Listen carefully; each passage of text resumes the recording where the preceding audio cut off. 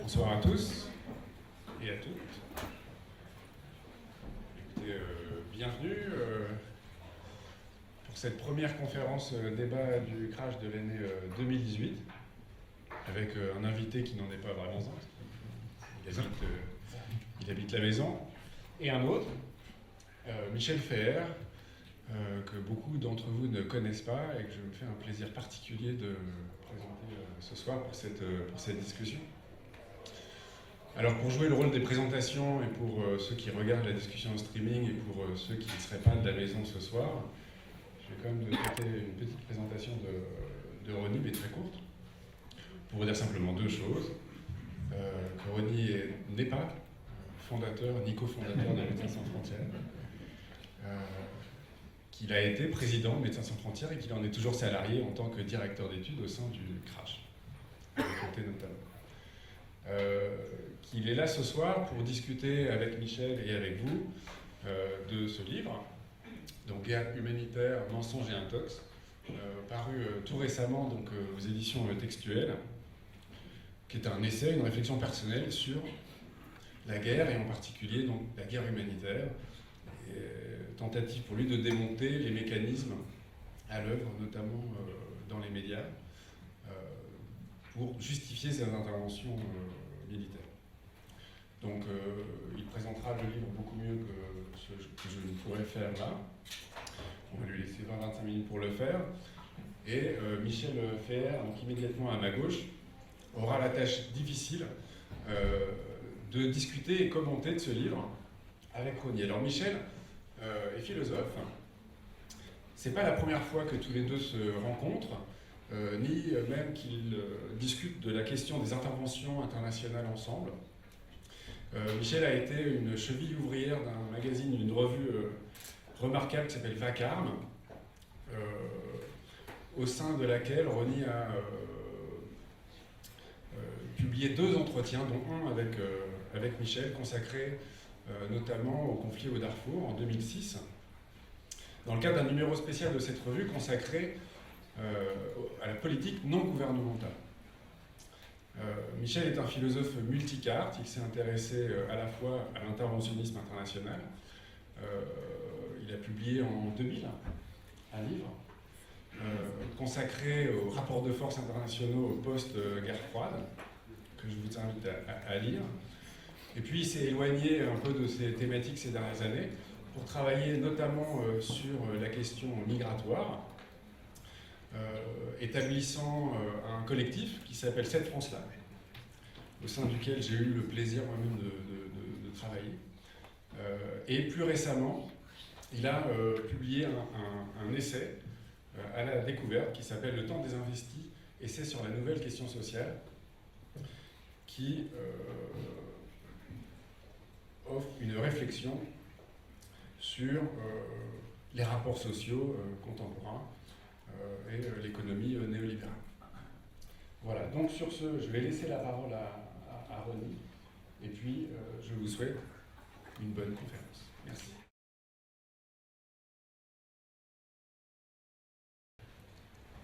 J'ai voulu intituler ce livre Guerres humanitaires.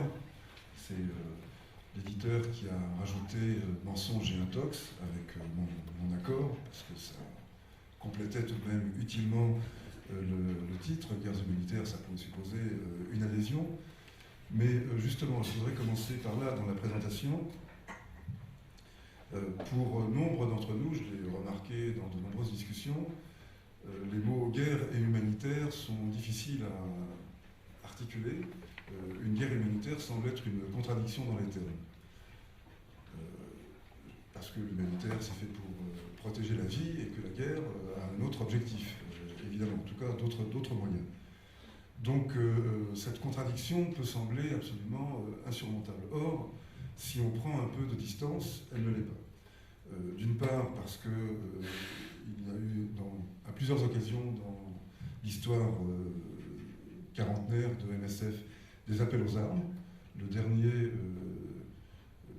étant pour le Rwanda, si je me souviens bien, il y a eu aussi pour le Zaïre RDC après, mais enfin c'était quand même surtout pour le Rwanda. Donc MSF a à une intervention, de même que pendant la Bosnie également, quand on dénonçait la Libye humanitaire, c'était bien pour désigner le fait que l'humanitaire servait de décor, d'amusoir, servait à amuser le public, à l'occuper pour remplacer ce qui aurait dû être fait, à savoir une guerre pour défendre Sarajevo.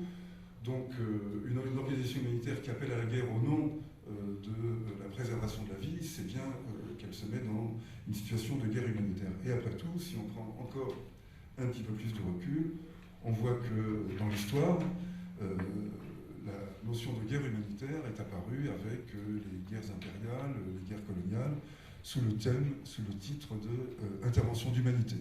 Et ce qu'on appelle aujourd'hui humanitarian intervention, pour le dire en anglais, parce que ça suppose une action de force, c'est bien ce qu'on appelait en français les interventions d'humanité. Cela pour dire donc que nous sommes inscrits dans la guerre et pas en tant que pacifistes, pas en tant que groupe qui s'oppose à l'usage de la violence, d'où mon envie de mettre un petit peu en forme cette position difficile d'être un acteur pacifique, mais non pacifiste, d'être un acteur qui entend préserver la vie, mais qui a eu plusieurs fois recours à l'appel aux armes, et puis qui a été situé aussi dans un champ relativement polarisé, un champ de discussion publique, de controverses, concernant par exemple le droit d'ingérence dans les années 90, lorsque MSF s'est prononcé explicitement contre toute forme de droit à l'intervention armée, de droit général à l'intervention armée, réservant cela pour des cas particuliers, et encore, a fortiori, au moment où, en 2005, les Nations Unies ont adopté le document Responsabilité de protéger, qui avait pour fonction d'élargir le domaine d'intervention qui est prévu sous le chapitre 7 de la Charte des Nations Unies, chapitre 7 qui prévoit que le recours à la force est possible lorsque la paix et la sécurité internationale sont menacées. Ce sont des termes du chapitre 7, et qui donc élargissait ou qui faisait entrer dans le chapitre des menaces à la paix et à la sécurité internationale les crimes de masse, c'est-à-dire les quatre crimes qui sont explicitement mentionnés dans le document La responsabilité de protéger, à savoir crimes de guerre, crimes contre l'humanité, crimes de génocide et purification ethnique. Des termes qui sont en eux-mêmes problématiques, parce que relativement difficiles à cerner. Je n'en donne qu'un seul exemple qui est, je pense, très parlant pour la suite de la discussion. Le crime de guerre, il est défini en droit international comme une action violente, meurtrière, qui est menée en dehors des nécessités de la guerre. C'est ça qui définit le crime de guerre. Donc c'est pas le fait qu'on puisse imaginer une guerre sans crime, naturellement, parce qu'une guerre c'est un champ criminel, mais il y a des crimes qui sont licites, ceux qui sont induits par la nécessité de la guerre, et des crimes qui sont illicites, ceux donc qui échappent à ces nécessités de la guerre. Mais qui détermine ce que sont les nécessités de la guerre? Qui en définit le périmètre? On posait la question, c'est y répondre, ce sont évidemment ceux qui mènent la guerre. Et plus précisément, pas seulement ceux qui mènent la guerre, mais ceux qui la gagnent. Là, on touche entre la notion, disons, de guerre humanitaire et celle de droit humanitaire, le point d'accord entre les deux, en tout cas l'affinité, la liaison entre les deux, à savoir le fait que le droit humanitaire est tout autant qu'une façon de poser les organisations humanitaires sur le théâtre du conflit en leur conférant un statut et de tenter de retenir les bras un peu fougueux des militaires. Donc cette notion à laquelle nous tenons beaucoup du droit humanitaire comme un moyen, comme une espèce de restriction à la guerre, c'est oublier que dans le même mouvement, le droit humanitaire est un droit de tuer. C'est un permis de massacre, si on veut, et on l'a vu dans de nombreux conflits. Donc, j'y viendrai à la fin de mon propos. Ça doit nous préoccuper, ça doit être quelque chose qu'on garde présent à l'esprit, lorsque on parle de droit humanitaire, de violation du droit humanitaire, d'infraction, bref, lorsqu'on se pose en défenseur et promoteur du droit humanitaire, on ne doit pas oublier qu'on défend alors un droit de tuer, et pas seulement un droit de faire vivre. Mais je reviens en passant brièvement en revue sur les 3 guerres humanitaires que j'ai traitées dans ce livre, sur fond de réflexion, disons le décor de cette réflexion. Ce sont différents conflits motivés par des questions de sécurité, ou en tout cas des motifs autres, des objectifs autres que ceux que l'humanitaire affiche, mais qui constituent tout de même un décor. Il est difficile d'isoler radicalement les guerres humanitaires des guerres menées pour d'autres raisons, en tout cas pour d'autres raisons affichées. Alors ces 3 guerres humanitaires, ce sont successivement la Somalie, le Kosovo et la Libye, naturellement.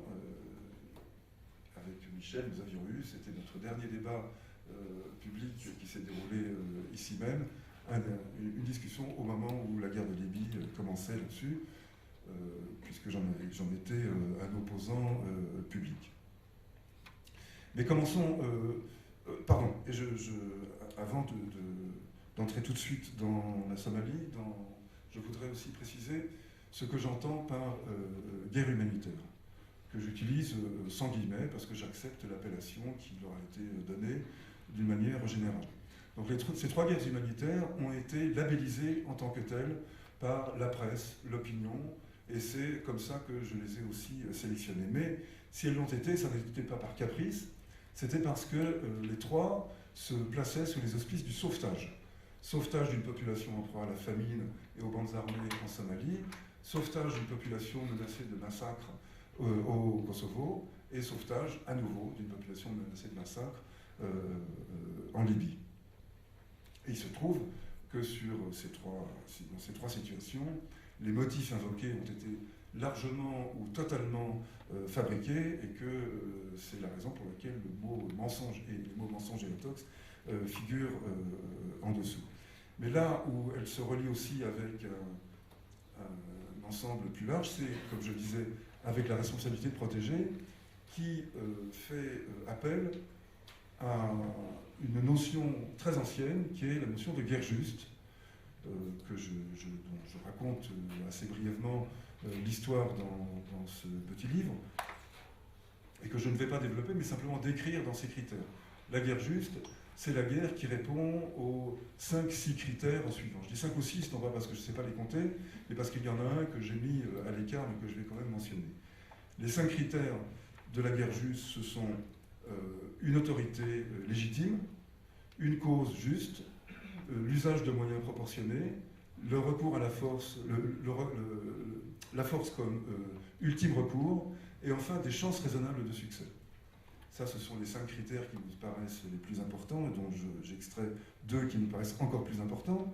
Le 6e étant ce que l'inventeur de la notion de guerre juste, Thomas d'Aquin, appelait l'intention droite, c'est-à-dire le fait de mener une guerre, non pas pour y cacher d'autres objectifs, mais pour y faire ce qu'on avait dit de faire, ce qui suppose de plonger dans les intentions profondes des belligérants, pardon pour les belligérants, parce que Michel critique la notion de belligérant, mais pas toujours, en effet, mais qui suppose, disons, des explorations, des spéculations qui me paraissaient hors de propos, et surtout qui diluaient le sujet.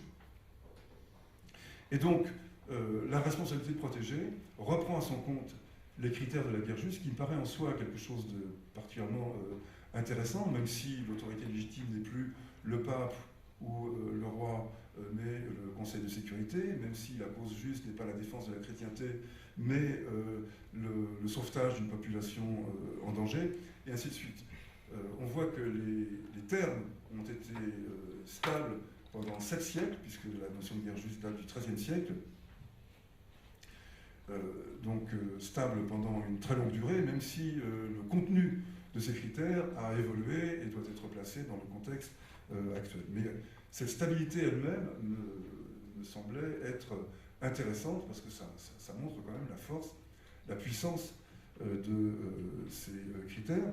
Et dès lors que l'on n'est plus sur une position totalement pacifiste, c'est-à-dire de rejet total et sans réserve de la guerre, eh bien ces critères sont extrêmement utiles pour tenter d'analyser ce que l'on pourrait considérer comme un usage juste de la violence. Et aujourd'hui, force est de constater que la guerre juste, c'est la guerre humanitaire. La seule cause qui puisse motiver un engagement armé international, c'est la défense d'une population en danger. D'où cette confusion, enfin ce rapprochement plutôt, entre guerre humanitaire et guerre juste. J'en viens maintenant, pour les 10 minutes qui me restent, à la présentation de ces 3 guerres. La Somalie, 92-93.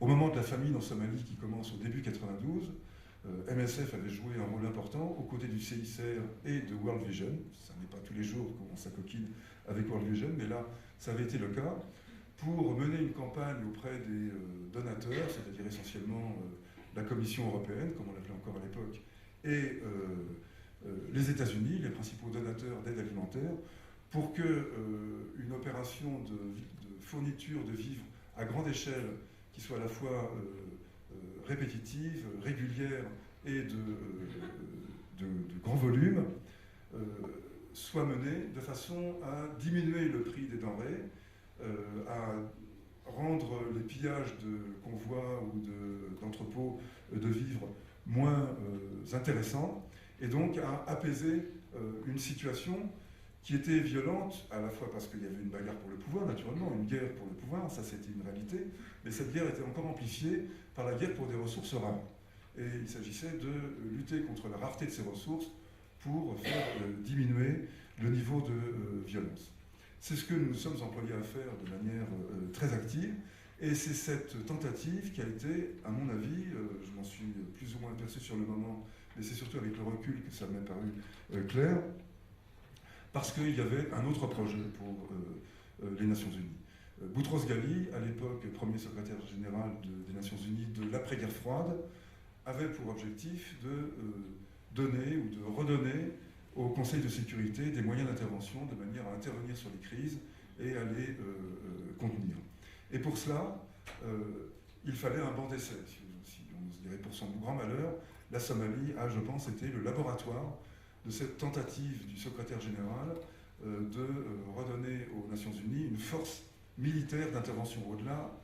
C'était évidemment son projet aussi d'une Cour pénale internationale, enfin, toutes choses qui étaient prévues au moment de la création des Nations Unies et qui ont été mises au placard du fait de la guerre froide et du veto automatique qui s'appliquait dès qu'une décision de ce type était discutée, au point d'ailleurs qu'elle n'était plus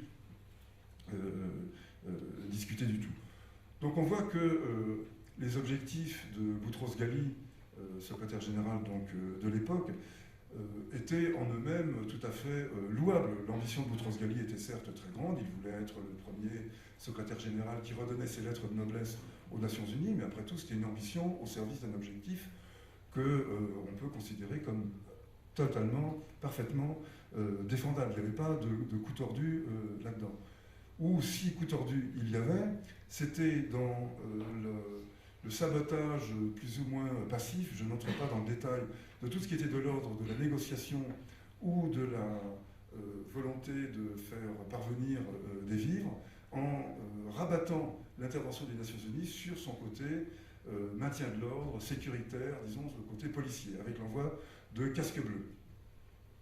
Et puis, grâce, entre autres, mais quand même ça a joué un rôle important, à une enquête que MSF avait faite auprès des populations déplacées, enquête dont les chiffres ont été triturés de manière à confondre population déplacée, c'est-à-dire 300 000 personnes, et population somalienne, c'est-à-dire 6 millions, pour décrire un pays dont la population allait pratiquement disparaître si rien n'était fait. D'où cette notion d'urgence, qui d'ailleurs va revenir dans les deux autres. L'urgence, ça sert aussi, pardon pour une organisation qui se dit vouée à l'urgence, l'urgence, ça sert à éteindre toute réflexion et à partir dans des procédures et dans une mise en marche qui doit être faite absolument sans réserve, sans critique.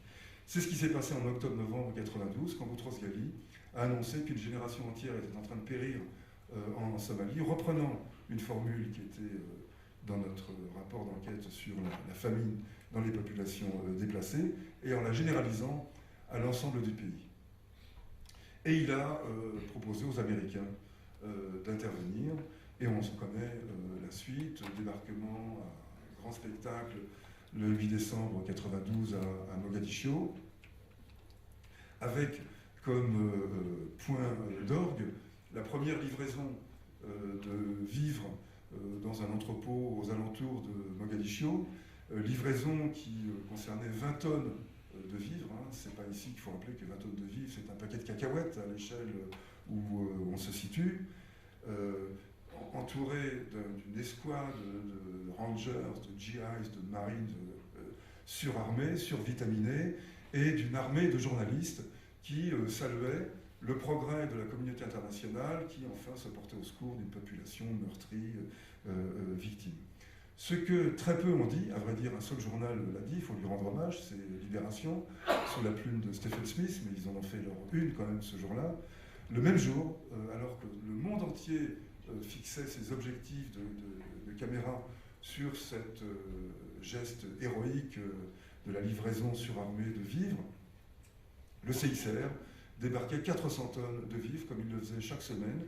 Il les débarquait d'un vieux rafio mozambicain qui permettait une livraison de vivres dans ce qu'ils appelaient leurs kitchens, leur grande soupe populaire, disons, qui était répartie dans le pays, qui montrait que l'action, que la distribution de vivres était possible, mais cela contredisait ce que les Nations Unies et, en l'occurrence, les Américains avaient décidé de faire, si bien qu'à l'exception de Libé, la quasi-totalité de la presse s'est intéressée à cette espèce de mascarade qui était une livraison de vivres où on mettait la lentille au prix du caviar, alors même que les denrées qui étaient livrées par le CICR étaient totalement ignorées, elles étaient 20 fois supérieures et surtout, elles étaient assurées sur un rythme hebdomadaire.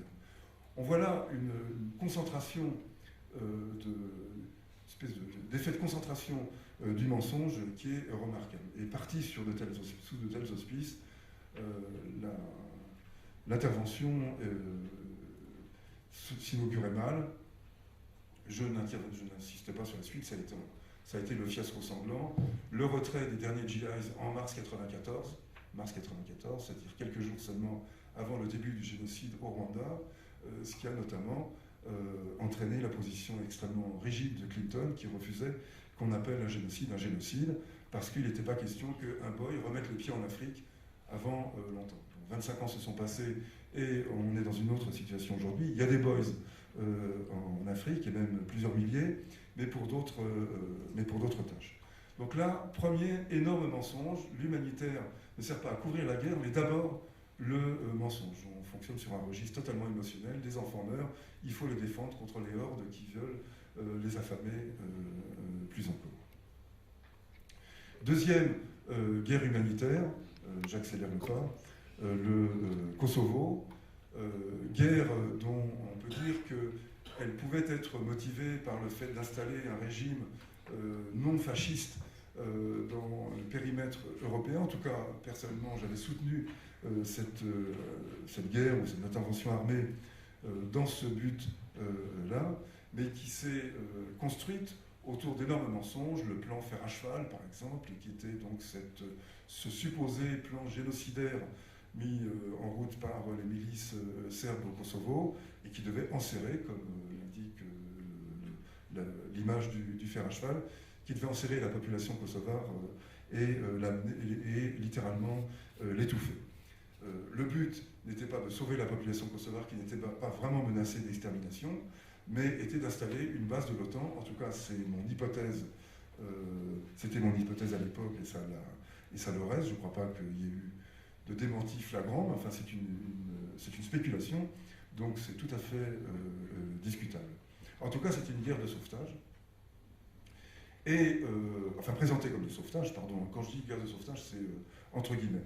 Enfin, last but not least, celle qui est dans toutes les mémoires, la Libye, qui est probablement, pour moi, le phénomène le plus angoissant, d'une certaine manière, le plus flippant, parce que on a eu, à une époque où, et ça n'était pas tout à fait le cas pour les 2 guerres précédentes, à une époque où il y a pratiquement plus de caméras que de gens sur pattes, en Libye, tout le monde a au moins un smartphone, si ce n'est 2 ou 3, donc des caméras, il y en a partout, des images, on n'en manque jamais, d'ailleurs le conflit en Syrie vient nous le rappeler. Mais les 3 énormes mensonges qui ont été proférés pour justifier l'entrée, le décollage des Rafales et l'attaque des chars à Benghazi n'ont jamais été montrés en images, mais ont tous été acceptés comme des vérités premières, sans aucune vérification. La première de ces vérités, entre guillemets, c'était l'attaque par l'aviation militaire libyenne de manifestants à Tripoli, quelques jours seulement après les premières manifs à Benghazi, le 15 février 2011, première manif à Benghazi. 21 février, on annonce, Al Jazeera annonce, que les manifestants sont mitraillés par la chasse de Kadhafi, et on décrit même avec force détail les gens qui se cachent, cette femme qui roule dans la poussière, enfin, il y a toutes sortes d'images, de séquences visuelles qui sont projetées. On parle de ces images que tout le monde a vues, qui suscitent l'horreur, alors même, j'insiste là-dessus, que personne ne les a vues, pour la bonne raison qu'elles n'ont jamais existé, ni les images, ni la scène qu'elles prétendaient illustrer. Deuxième bobard, des charniers par milliers, on parle de 6000 morts 15 jours après. 6000 morts, c'est pas si facile à faire, vous voyez les bilans de la Ghouta en ce moment, on parle de plusieurs dizaines de morts après des bombardements répétés sur plusieurs jours, le total fait plus que plusieurs dizaines, mais là en 15 jours on parle de 6000 morts, alors même qu'on n'a pas vu de chars, de tirs de populations encerclées et massacrées, et qu'on n'a pas une seule image de ces charniers. Et puis enfin, la colonne de chars qui s'avance vers Benghazi et qui a pour viser, comme ça avait été annoncé, de faire couler des fleuves de sang dans les rues de Benghazi, selon la terminologie, selon les mots du fils Kadhafi, Saïf el-Islam.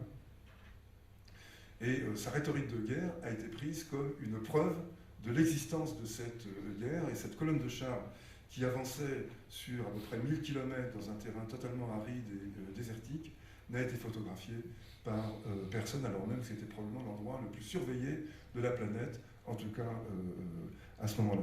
Donc si cette guerre est particulièrement angoissante, et vraiment je vais terminer là-dessus en queue de poisson pour ne pas monopoliser la parole, si cette guerre est particulièrement angoissante, c'est que les motifs qui l'ont justifiée ont été achetés comptant par à peu près tout le monde, à peu près toute la presse, je dis à peu près, il y a quand même des exceptions notables, il faut donc éviter de généraliser, mais enfin, le courant dominant était largement celui-là. On se levait pratiquement au son du clairon le matin en entendant les éditorialistes vanter les mérites de cette croisade morale.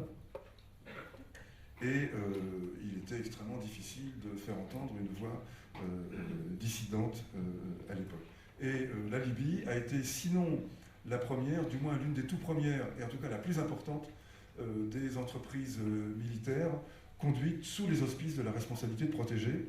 Et lorsqu'on lit, et je m'arrête là pour de bon, lorsqu'on lit le compte-rendu de la discussion au Conseil de sécurité, on voit que parmi les quelques opposants qu'il y a des gens qui expriment des doutes sur la réalité des assertions ou des allégations des tenants de la guerre, en particulier de la France, et que tous ceux qui défendent l'intervention le font au nom de l'humanitaire. L'humanitaire a été massivement mobilisé, y compris dans les discussions internes du Conseil de sécurité, mais qui sont publiques parce qu'elles ont été publiées. L'humanitaire a servi de gâchette, si l'on veut, à cette intervention. D'où le fait, je pense, que ça nous concerne quand même directement si on estime qu'à partir du moment où la thématique humanitaire est mobilisée, on est conduit à prendre des positions, et bien voilà ce qui nous y a conduit. Voilà, merci, je m'arrête là. Alors, il y a un petit plaisir simple, j'avoue, à avoir Rony ici, qui est l'institution de répondre aux questions davantage qu'elle est posée.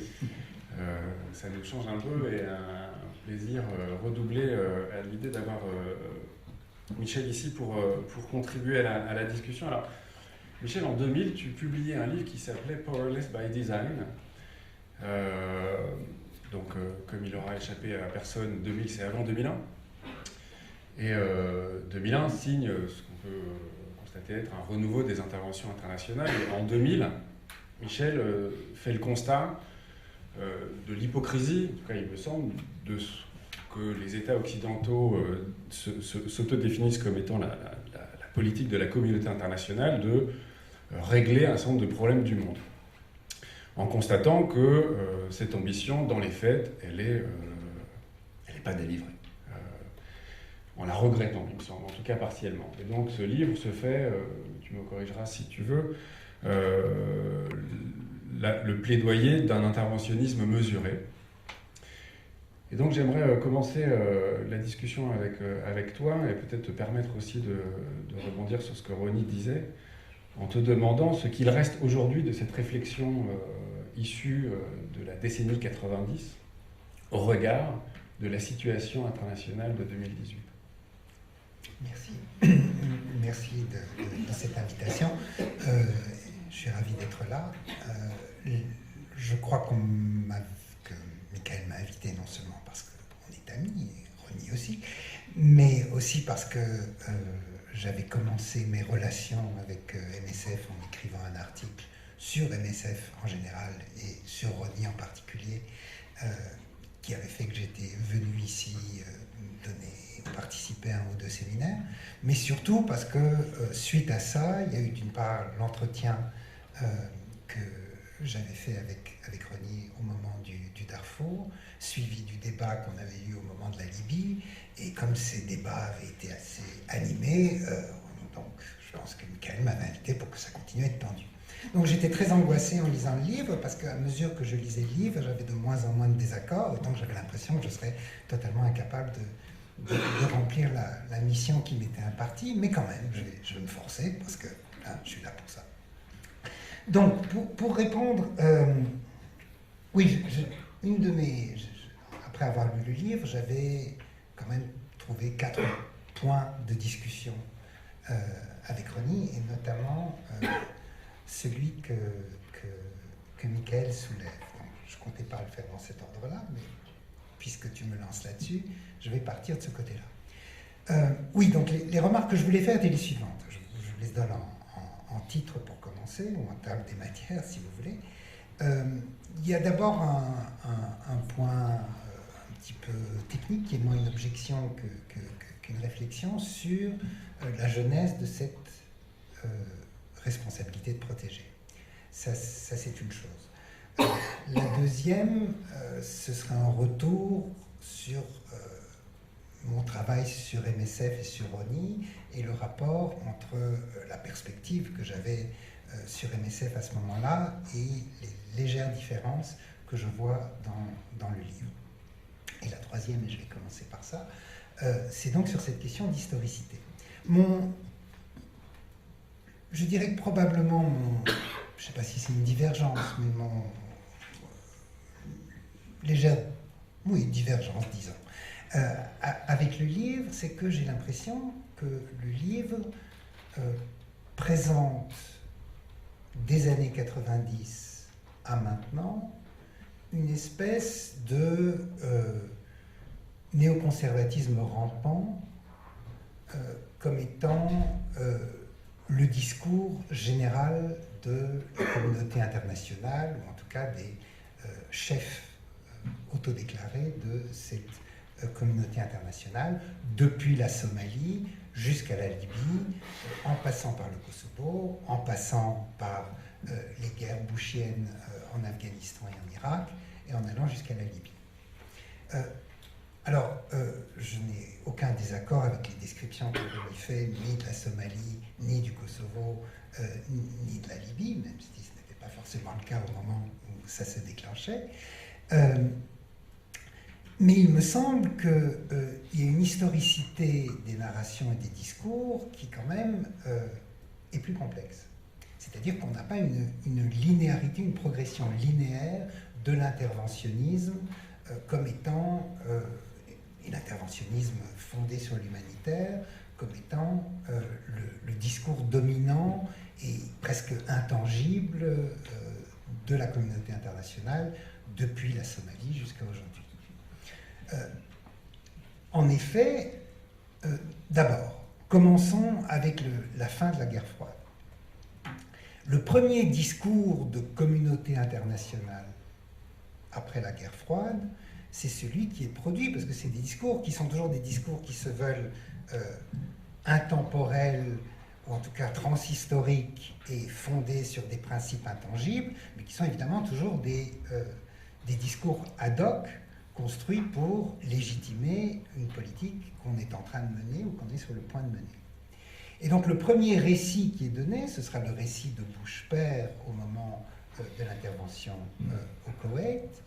Et là, le discours de la communauté internationale, c'est de dire, voilà, la guerre froide est finie, donc il n'y a plus de guerre de bloc. On a pour la première fois une communauté internationale. Cette communauté internationale est soudée par un certain nombre de principes.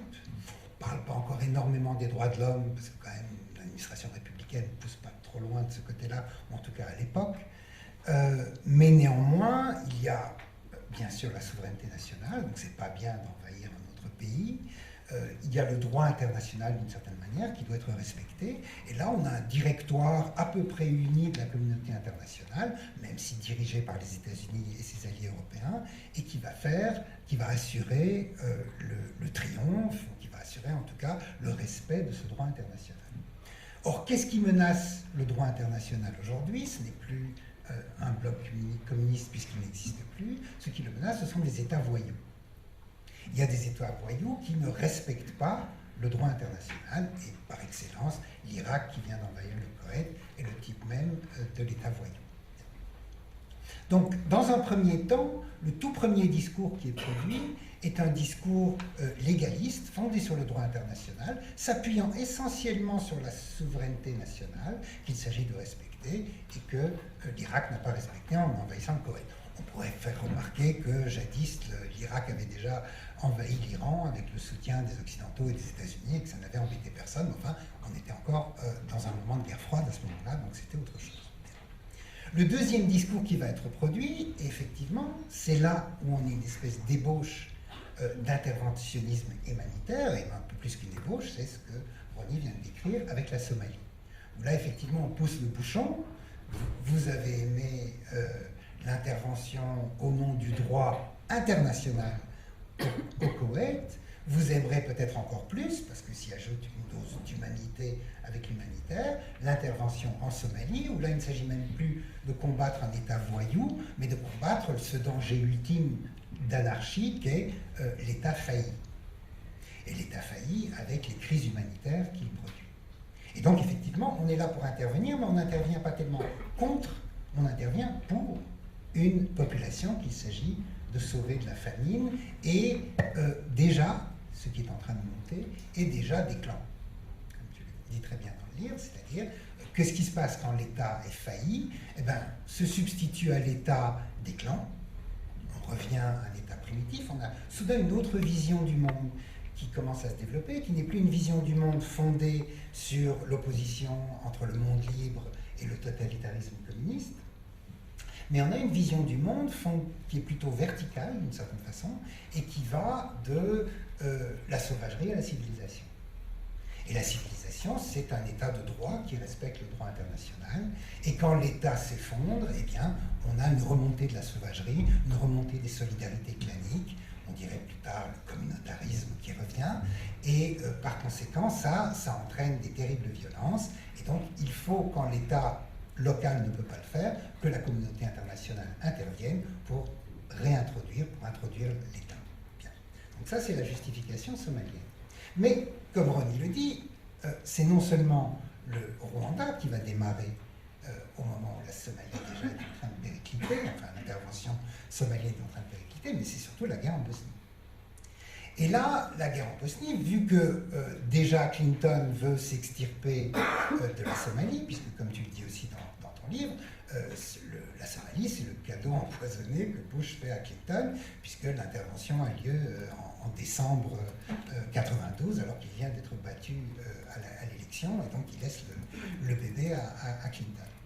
Et Clinton, qui avait été très ferme pendant la campagne encore, puisque la guerre en ex-Yougoslavie avait commencé, très ferme sur l'horreur qui pouvait se préparer, qui n'était pas du tout, à l'époque de la campagne, une horreur de réflexion dans la sauvagerie clanique, mais qui était une horreur d'un espèce de nationalisme avec possibilité, déjà, on ne parlait pas encore de purification ethnique, mais enfin, ça venait de ce côté-là.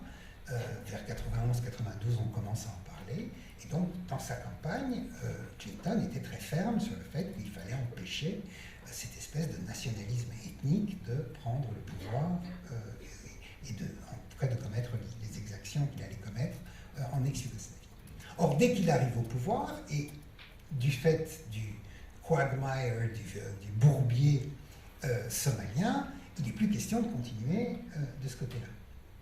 Et donc, soudain, on doit faire marche arrière, mais on ne peut pas changer de discours comme ça aussi facilement. On peut étoffer un discours, on peut amender un discours, on peut expliquer pourquoi il y a des exceptions à ce discours, mais on doit quand même tenir d'une certaine façon la distance. Et c'est là où on va avoir la première grande utilisation de l'humanitaire, non pas du tout comme prétexte pour intervention, mais comme prétexte pour non-intervention. C'est-à-dire, qu'est-ce qu'on va dire? Qu'est-ce qui se passe en ex-Yougoslavie? Qu'est-ce qui se passe en Bosnie? C'est ce qui va devenir le discours officiel. Ce n'est pas un État voyou, puisque c'est une guerre civile, enfin une guerre d'explosion d'un État-nation, composite. Mais ce n'est pas non plus... donc il n'y a pas de voyous, ce n'est pas le retour du nationalisme fasciste, mais on va développer le truc qui commençait à se développer dans la vision de la Somalie, qui est on est là face à des gens, on est de nouveau face à un État failli et à des clans qui ressurgissent. On est dans le cas de guerre ethnique. Donc non pas de nationalisme ethniciste, mais dans le cas de guerre ethnique, c'est-à-dire des communautés qui se détestent depuis 1200 ans ou 1300 ans et qui dès lors que l'État s'effondre, se livrent à cette espèce de violence. Donc qu'est-ce qu'on fait quand on est une communauté internationale respectueuse du droit international face à cette violence? Bien évidemment, on ne prend pas parti pour les uns contre les autres, puisque ce sont tous des sauvages. Ce qu'on fait, c'est qu'on leur explique qu'il faut qu'ils se civilisent. Et comment est-ce qu'on leur explique ça? Par la diplomatie, mais aussi en essayant de limiter les effets de la violence, c'est-à-dire en envoyant de l'aide humanitaire. Donc, l'humanitaire est utilisé, mais l'humanitaire est utilisé précisément comme justification de la non-intervention en Bosnie. On ne va pas s'impliquer dans cette guerre en prenant parti, puisque, d'une part, il n'y a pas de raison de le faire, ils sont tous aussi sauvages les uns que les autres. C'est là où on parle des belligérants. C'était à ce moment-là que j'avais écrit un article là-dessus, contre cette manière de représenter la guerre en Bosnie comme une opposition de belligérants à peu près équivalents. Mais d'un autre côté, dès lors qu'on a envoyé de l'aide humanitaire, on ne va pas compromettre cette aide et les gens qui l'acheminent en prenant parti et en ajoutant la guerre à la guerre, comme disait Mitterrand à l'époque. Et donc, on va avoir cette rhétorique humanitaire-là qui va être utilisée cette fois-ci comme un obstacle, en tout cas comme une justification, une légitimation de la non-intervention. Ce qui va durer, d'une part, jusqu'à la révélation que le génocide du Rwanda était bien un génocide, d'une part, et d'autre part, évidemment, le tournant de Srebrenica en Bosnie. Et là, soudain, le discours va basculer. Et là, va basculer vite, parce qu'il faut intervenir tout de suite. Et il va basculer vite en faisant quoi? En reprenant ce qui avait été le discours de Clinton pendant la campagne en 92 et qu'il avait ensuite pas utilisé, qui était le discours qu'employaient des gens comme les gens avec qui que je fréquentais à l'époque, et j'en suis pas fier. Enfin, je suis fier de la cause, mais pas fier des gens que je fréquentais, puisque j'étais quand même le directeur de campagne de l'Europe commence à Sarajevo, avec des gens glorieux comme Bruckner, Lévy, Glucksmann et autres. Bien. Oui, c'est Lévy, Glucksmann, oui, oui. Et tout ça. Oui, oui. Mais je maintiens ma fidélité à la cause en dépit des mauvaises fréquentations qu'elles ont appliquées. Et donc là, on a soudain un nouveau discours qui se développe et qui va être particulièrement poussé par Tony Blair quand il arrive au pouvoir à partir de 1997, qui est cette fois-ci la responsabilité de la communauté internationale. Ce n'est plus de se battre contre les États voyous. A priori, c'est pas, quand il y en a, oui, mais ce n'est pas le problème principal. Ce n'est pas de civiliser des sauvages en leur apprenant par la diplomatie à régler leurs disputes autrement et à coexister autrement et en envoyant aux populations qui sont victimes de ces clans de l'aide humanitaire, mais c'est de se battre contre le fascisme qui revient, le fascisme ethniciste, celui qui était figuré par Milosevic et qui entraîne des choses terribles.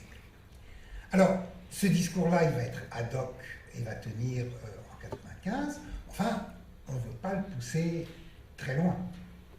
On ne veut pas que ça devienne une doctrine générale, parce qu'on ne va pas intervenir dès qu'il y a un nationaliste, un régime nationaliste qui massacre son peuple, ou plus ou moins, partout dans la planète.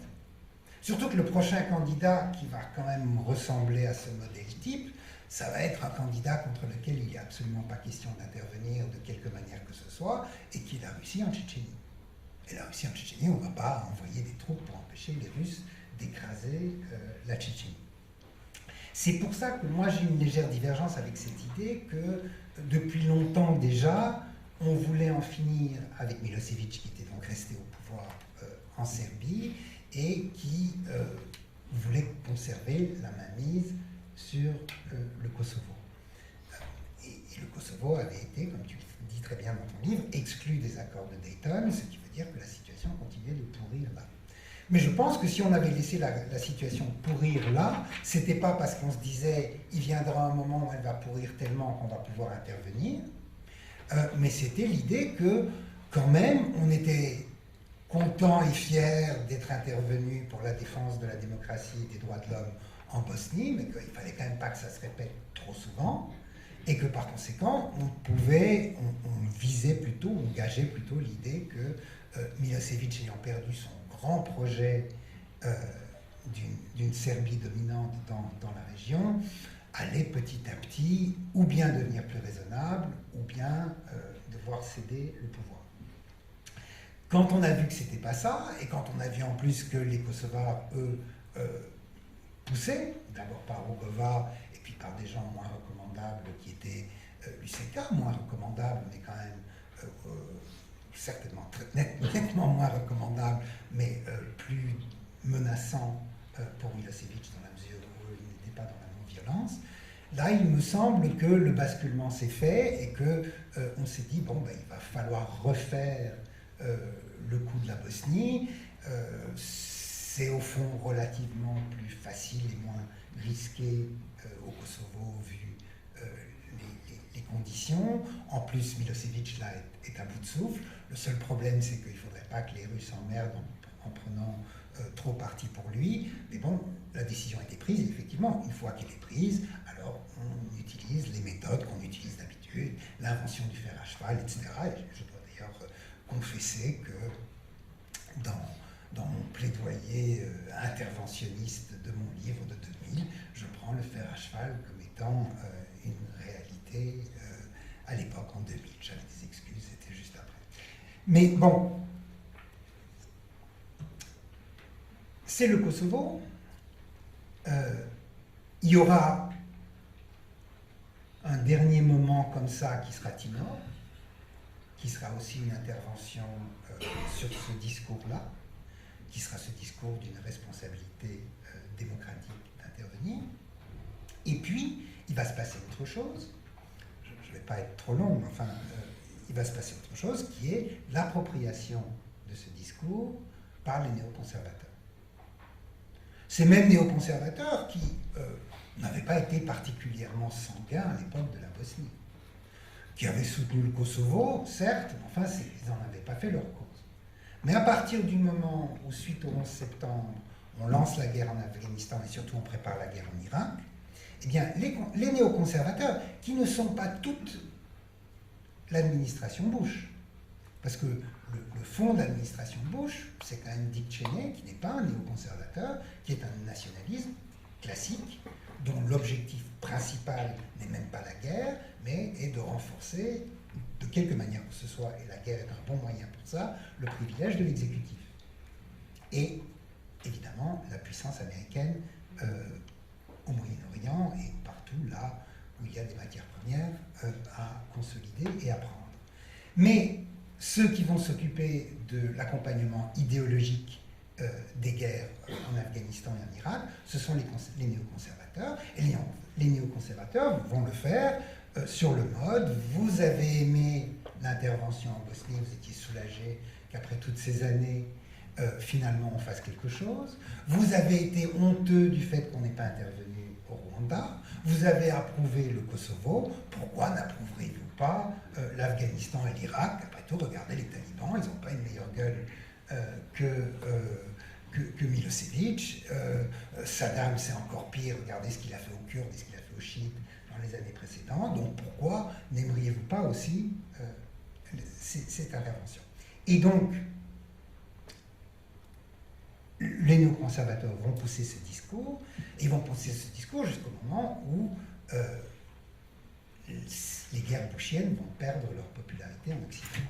Ce qui se passe, qui commence à se passer, sauf aux États-Unis, dès lors qu'on découvre qu'il n'y a pas d'armes de destruction massive, ce qui continue à péricliter avec les attentats, d'abord en Espagne, à Madrid, et ensuite à Londres en 2004 et en 2005, où on se rend compte que aller occuper des pays lointains, ça ne protège pas l'Occident. Ensuite, par la multiplication des dommages collatéraux et des monstruosités commises par l'armée américaine. Et puis, enfin, en 2008, ce qui va véritablement faire exploser ce discours-là et le modèle néoconservateur, c'est l'explosion du modèle économique qui soutenait l'aventure bushienne. C'est-à-dire que Bush, pour conserver l'assentiment des populations à la guerre, dans une situation où il fallait investir beaucoup d'argent dans l'armée et dans le militaire, comment faire pour que les gens ne trouvent pas que, vu les baisses des autres dépenses publiques non militaires, le fait qu'une administration républicaine n'allait pas stimuler la demande à la manière keynésienne en relevant le salaire minimum, etc. Donc, comment faire pour assurer que les populations occidentales continuent à soutenir la guerre, dès lors qu'on ne peut pas leur offrir une stimulation économique de type keynésienne par stimulation de la demande? Eh bien, comment est-ce que ça va être maintenu, ce consensus? Il va être maintenu par le lancement ou plutôt le développement sans précédent et inédit des dettes privées, de l'endettement privé. C'est par l'endettement privé, c'est par l'encouragement à l'endettement privé que les gens aux États-Unis, mais aussi en Grande-Bretagne, vont pouvoir maintenir leur niveau de consommation et par conséquent continuer à donner un assentiment, même s'il est déclinant, aux guerres. À partir du moment où ce modèle s'effondre avec la crise des subprimes suivie de la crise bancaire en 2008, c'est tout le modèle bushien qui s'effondre. Et depuis, on peut dire, quand même, les choses n'ont pas tellement changé. Les Américains n'ont pas quitté l'Irak, en dépit des intentions d'Obama. Ils n'ont pas, et de Trump à l'époque, qui n'était pas président, mais, ils n'ont même pas quitté l'Afghanistan, loin de là. Ils ont soutenu la guerre en Libye, même s'ils ont soutenu un petit peu contraint et forcé, c'était pas leur truc, peut-être Hillary Clinton, mais certainement pas le reste de l'administration. C'était un projet franco-britannique et en particulier français. Ils ont soutenu, c'est vrai, aussi l'intervention saoudienne au Yémen. Enfin, là aussi, c'était pas une gaieté de cœur qu'Obama a concédé ça. Donc, il y a, je crois qu'on peut se dire qu'il y a effectivement une continuité, parce que ces trucs-là, quand on les lance, c'est difficile d'en sortir, mais en tout cas au niveau du discours, il n'y a plus de discours néoconservateur. Le discours néoconservateur, à mon avis, il est mort en 2008 et il n'est plus jamais revenu. Obama a essayé de relancer une espèce de diplomatie, il n'y a pas, vu ses hésitations et les contraintes dans lesquelles il était, il n'est pas allé jusqu'au bout de ça. Mais quand même, l'idée n'était certainement plus de faire du nation building, l'idée n'était certainement plus de faire du regime change. Toutes ces expressions ont disparu. L'idée était d'arriver autant que possible à la diplomatie. Il y a eu des échecs, mais qui n'étaient pas de son intention. Et puis, la Syrie est un bel exemple à cet égard de non-intervention. Alors certes, on est intervenu contre Daesh, mais on n'est certainement pas intervenu contre le régime, contre Assad, même après avoir mis la ligne rouge des armes chimiques. Et là, on voit étrangement une espèce non seulement de continuité, mais d'accélération de ce renversement avec Trump.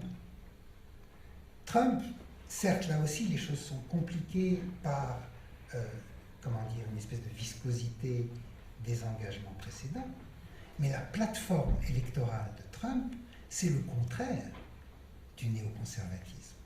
C'est ce qu'on appelle le paléoconservatisme, c'est-à-dire, c'est l'idée que nous n'avons pas... ce qui nous importe, c'est l'Amérique, je dirais même plus, ce qui nous importe, c'est l'Amérique blanche, protéger l'Amérique blanche des non-blancs qui sont à l'extérieur et en éliminant autant de non-blancs à l'intérieur que possible, parce que le pouvoir blanc, il ne va pas tenir très longtemps, donc il faut s'accrocher tant qu'il est là, et éventuellement faire sauter la planète dès lors qu'il ne sera plus là. Mais l'idée n'est plus d'avoir un empire.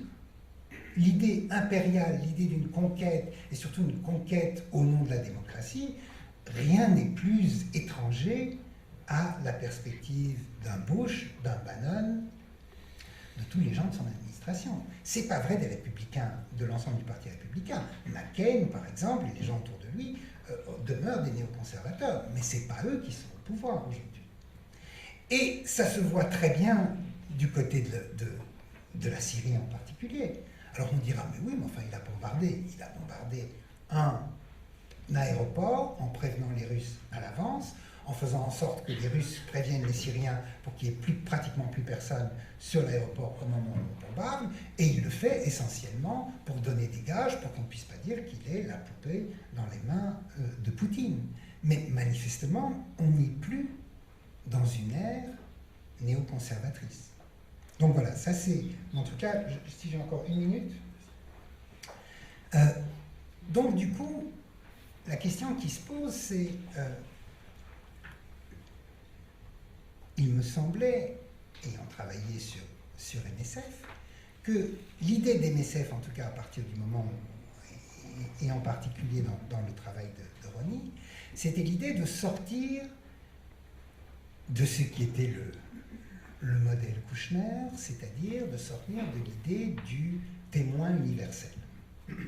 Le témoin universel qui, parce qu'il est sur le terrain, parce qu'il voit la souffrance, peut témoigner au nom de l'humanité. Il s'agissait de créer une espèce de perspective spécifique qui était la perspective de l'humanitaire. En tant qu'humanitaire, je vois des choses, certes, mais aussi en tant qu'humanitaire, j'ai besoin de certaines choses pour pouvoir faire mon travail. Donc d'une certaine façon, tout ce que je dis, tout ce que je critique, c'est en poussant ma perspective singulière d'humanitaire. Et par conséquent, je refuse les appropriations de l'humanitaire, que ce soit à la manière bosniaque, si je puis dire, pour justifier une non-intervention, ou que ce soit à la manière néoconservatrice, mais aussi déjà somalienne, ou libyenne, pour justifier une intervention.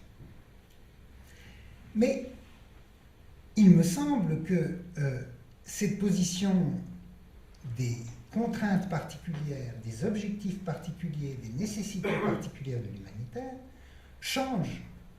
Elles sont à la fois constantes, mais en même temps, elles changent en fonction des menaces.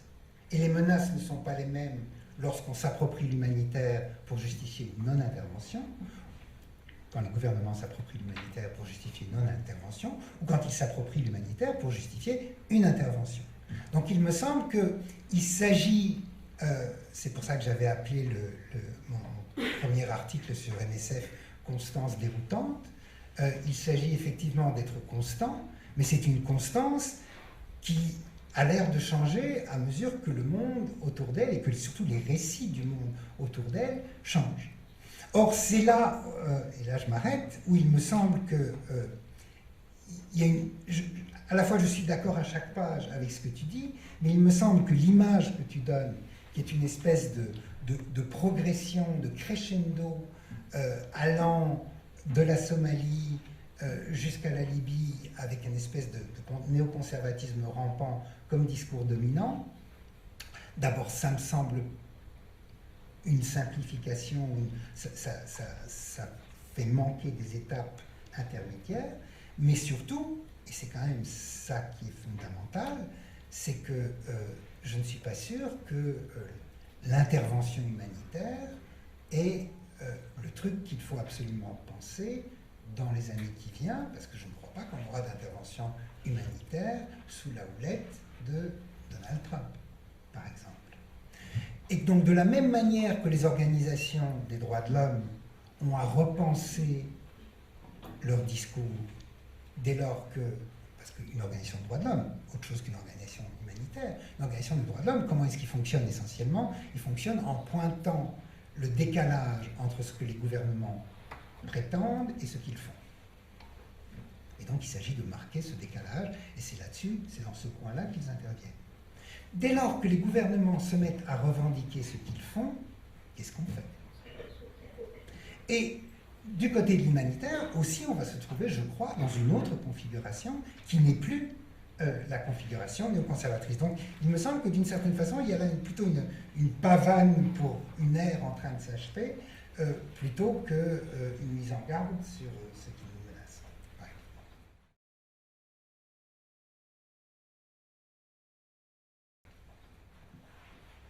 Peut-être laisser quelques minutes, évidemment, à Ronnie pour répondre à ces objections avant de vous donner la parole pour la dernière partie de cette conférence. Alors, est-ce que c'est un livre périmé Moi, j'ai pas dit ça.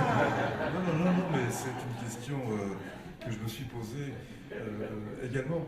Je dirais que je ne prétends pas, et si ça apparaît comme ça, c'est parce qu'il y a une faute d'écriture, mais je ne prétends pas dresser une sorte de continuité. J'ai pris 3 épisodes qui me sont apparus comme pertinents parce que labellisés guerres humanitaires, et il se trouve que le dernier d'entre eux est, si j'ose dire, le plus explosif. Il nous touche de plus près parce qu'il est plus récent, mais il nous touche de plus près aussi parce qu'on a déclenché une guerre dont les effets continuent de se faire sentir, et à nos portes, au moins en Somalie, ils vont se noyer dans le détroit de la mer Rouge, mais là, c'est la Méditerranée, donc c'est plus... Donc ça peut donner une impression de progression, mais ça n'est pas du tout, si c'est le cas, ça m'a échappé, parce que ça n'est pas du tout ce que je voulais dire.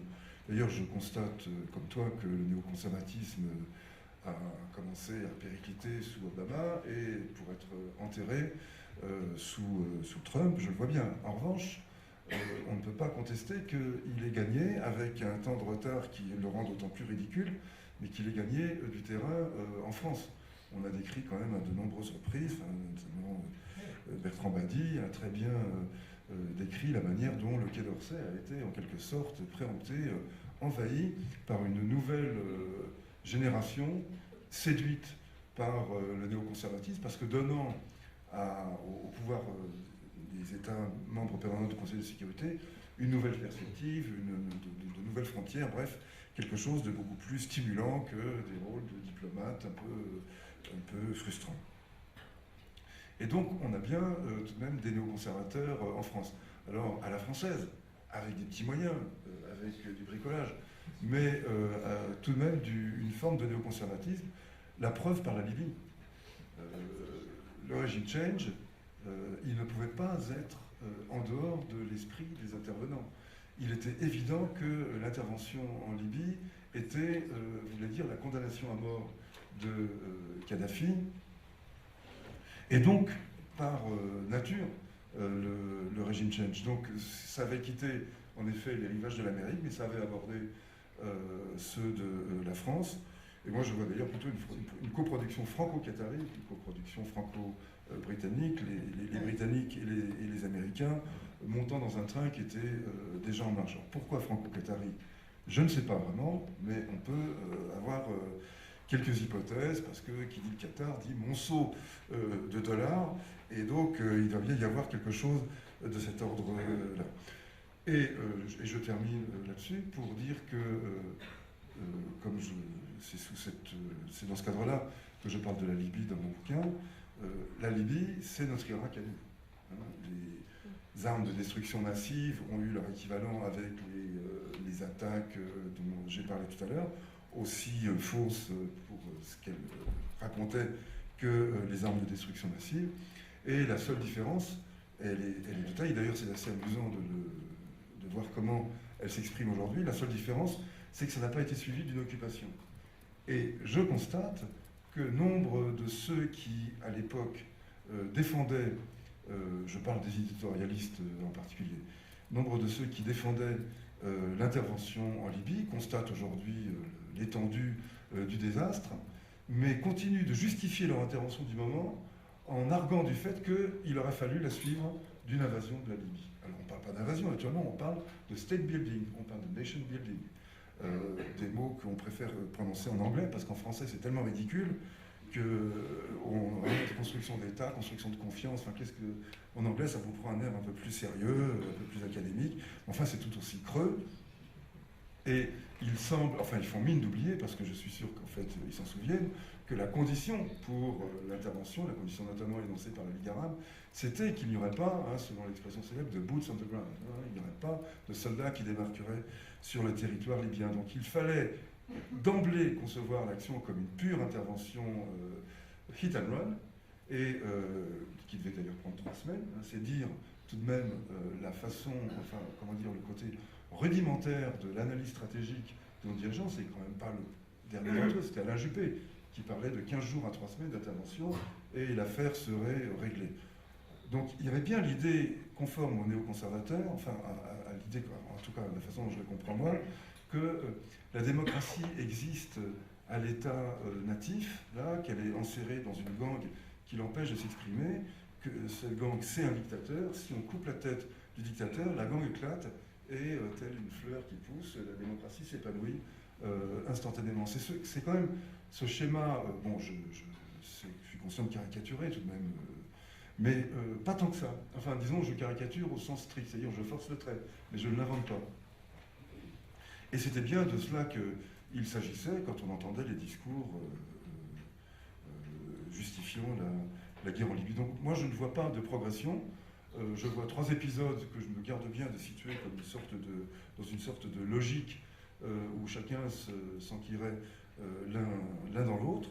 Mais étant donné que la Libye, la guerre de Libye est intervenue au moment où il n'y a pratiquement plus personne pour défendre, enfin par Romain Goupil et quelques allumés comme ça, il n'y a plus personne pour défendre l'intervention en Irak, nous, on décide qu'on va faire la même chose en Libye, mais qu'on va bien le faire.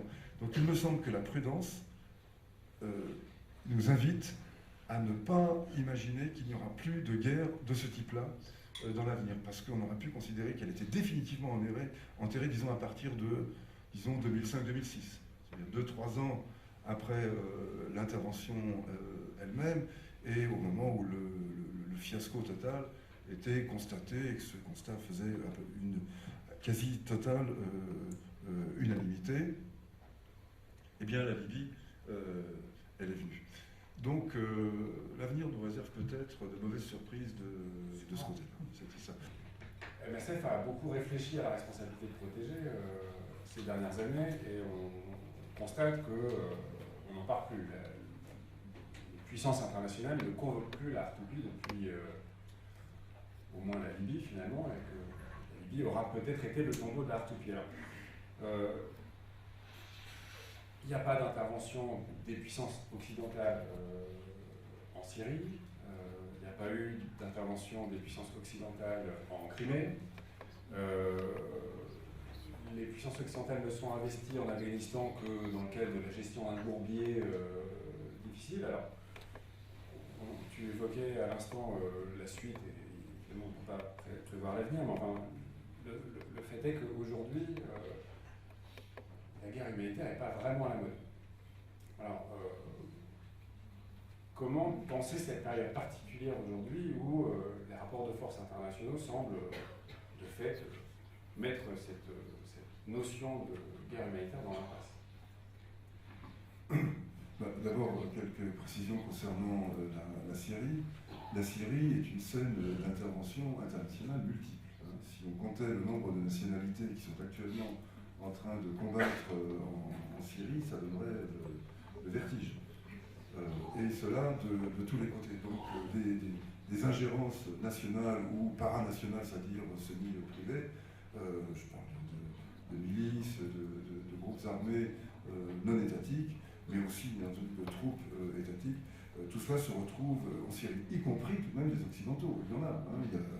Il y a des soldats français sur le sol syrien en ce moment, pas en grand nombre, pas en situation sans doute de combattre ou d'inverser d'une manière quelconque un rapport de force, mais enfin tout de même ils sont là. Et il y a bien plus de soldats américains. Donc nous sommes toujours là. Je ne dis pas du tout qu'il s'agit d'une guerre humanitaire, c'est pas du tout ça. Il y a simplement une implication, parce que le Proche-Orient est une région absolument stratégique, et qu'en dépit des vœux répétés des Américains de s'en retirer, ils n'y arrivent pas, et ils sont donc comme magnétisés par cette...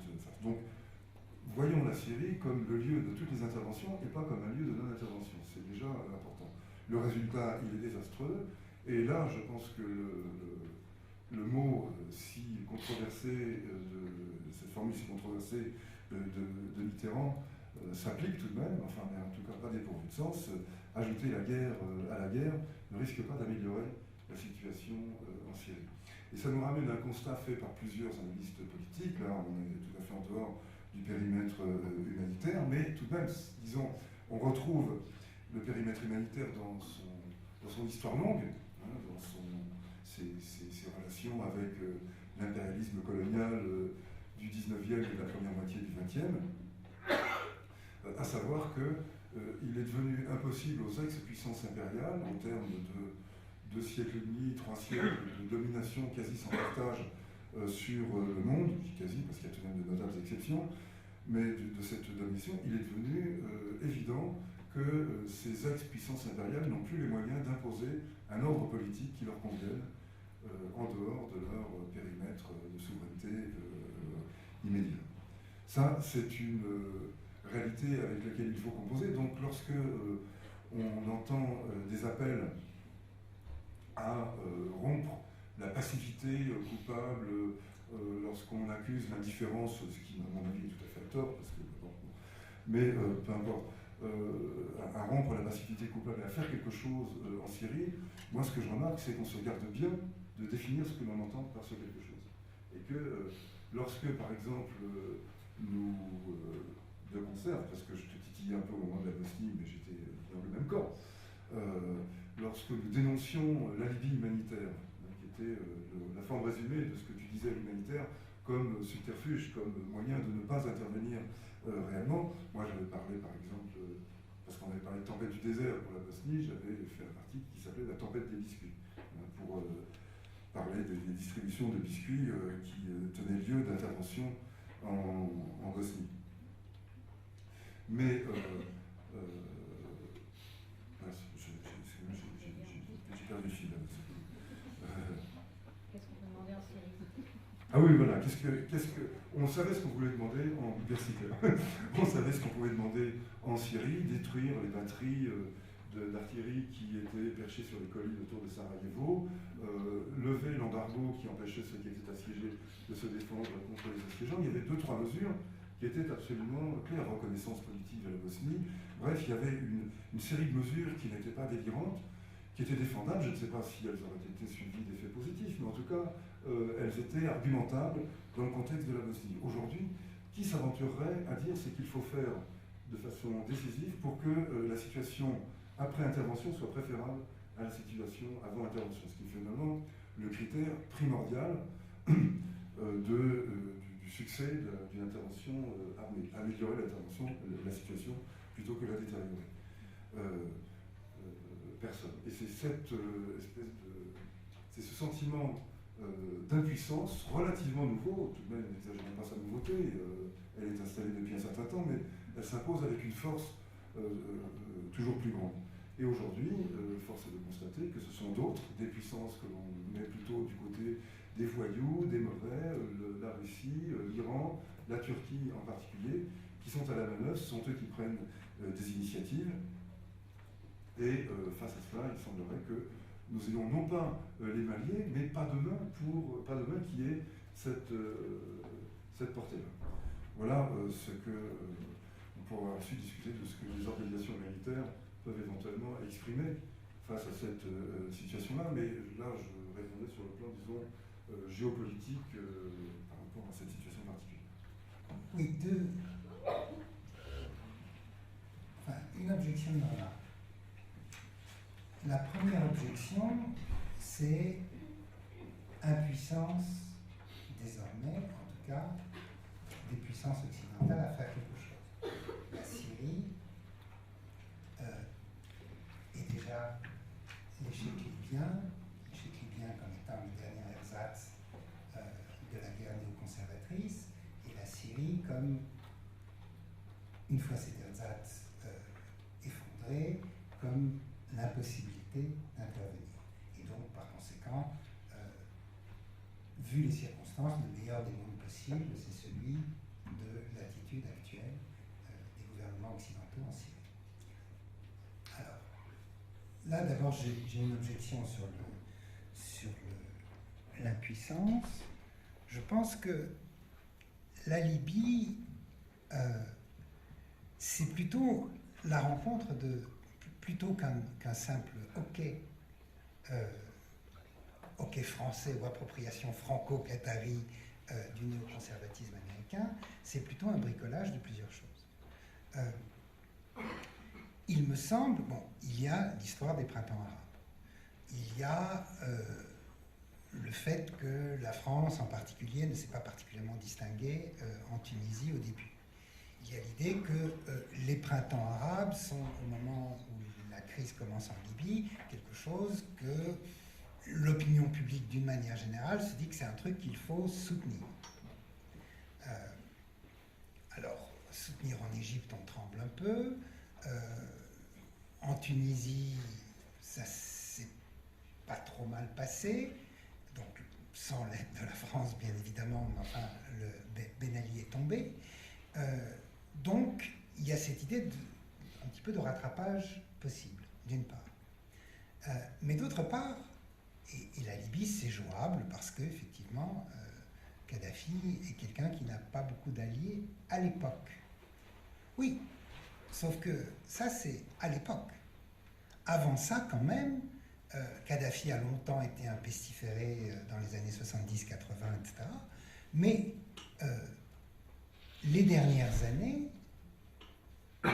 jusqu'à 2007-2008, Kadhafi est quelqu'un de prodigieusement précieux pour l'Union européenne. Et il est prodigieusement précieux pour une raison essentielle, c'est qu'il est le pays, d'ailleurs la Libye est redevenu ça aujourd'hui, le pays auquel on peut envoyer les migrants expulsés et qui va s'en occuper, soit en les laissant se perdre dans le désert, NSF en a été le témoin, soit en tout cas en les enfermant dans des conditions épouvantables. Au début des années 2000, c'est vrai de la France, c'est vrai de l'Espagne, c'est surtout vrai de l'Italie. Berlusconi va rendre visite à Kadhafi, fait des promesses mirobolantes et va même plus loin, s'excuse pour la colonisation. Berlusconi qui s'excuse pour la colonisation, il faut quand même s'imaginer le truc, pour convaincre, et Kadhafi se laisse convaincre très aisément, Kadhafi de s'occuper d'une part, avec sa marine, d'empêcher les gens de traverser la Méditerranée, et puis pour ceux qui sont ramenés, de les enfermer dans des prisons, et puis qu'on façon sont trop pleines, de les lâcher dans le désert. Donc, il y a ça. On n'a pas envie, et c'était assez couvert, c'était pas totalement secret, puisqu'il y a eu des rapports là-dessus qui l'ont révélé, mais enfin, quand même, c'était pas un truc qu'on annonçait sur tous les toits. Donc, l'idée que ça puisse ressortir est désagréable. En plus, il y a quand même la possibilité très forte du financement de la campagne de Sarkozy par Kadhafi. Donc, pour Sarkozy, il s'agit effectivement de regime change parce qu'il s'agit d'éliminer ce type qui, s'il a l'occasion de parler, pourrait vraiment mettre le président français dans une situation épouvantable. Or, au départ, l'intervention en Libye est plutôt vendue sur un autre mode, qui est celui d'une no-fly zone, c'est-à-dire d'une interruption de survol qui empêcherait, au cas où Kadhafi enverrait ses quelques avions, ou au cas où il enverrait ses chars, si effectivement il y a un risque de massacre de grande ampleur à Benghazi, c'est une manière de bloquer les choses. Alors, comme tu le signales dans ton livre, c'est vrai que décréter une no-fly zone, c'est un acte de guerre. Oui, mais c'est un acte de guerre relativement limité, relativement dissuasif, et si on s'en tient là, ça change véritablement la situation sur le terrain. Or, cette même situation aurait très bien pu se passer en Syrie. Et là, il y avait cette possibilité-là, même avant la ligne rouge qui a été dépassée. Parce qu'à l'époque, au moment où la révolution est écrasée et au moment où la révolution se militarise, les Russes ne sont pas encore entrés dans l'affaire.